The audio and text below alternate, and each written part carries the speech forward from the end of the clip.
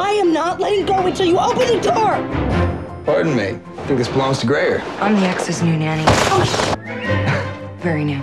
Taking off all my Chris Evans trades in his Fantastic Four fire suit for an Ivy League t-shirt, playing the Harvard hottie who hooks up with Scarlett Johansson's nanny in the Nanny Diaries.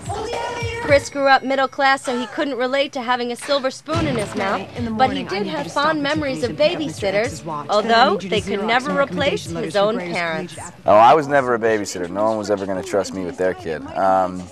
But we did have a babysitter for quite some time, and you do develop really close connections with them. I mean, especially if they're living with you, and as Scarlett's character is in this film.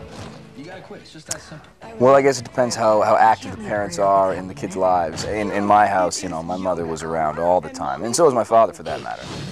But in this film, obviously, Scarlett begins to take the primary caregiver role, and it shows. Chris was surprised to hear about the recent trend of male nannies, or the Manny. Is it? Am I missing the loop? Should I go and wrangle a few toddlers? Well, hopefully if I have kids someday, I'll be around enough to not need any extra help. That's I guess, the dream. Well, I hope they're just as effective as women, otherwise my future could be pretty bleak. I don't know what I'll do.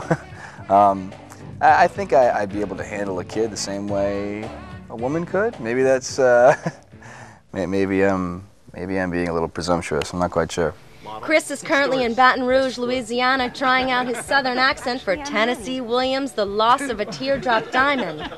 As for the third Fantastic Four, Chris is being kept out of the loop until the last minute, but hinted if it happens, they won't start shooting until midway of next year. Hey, come on.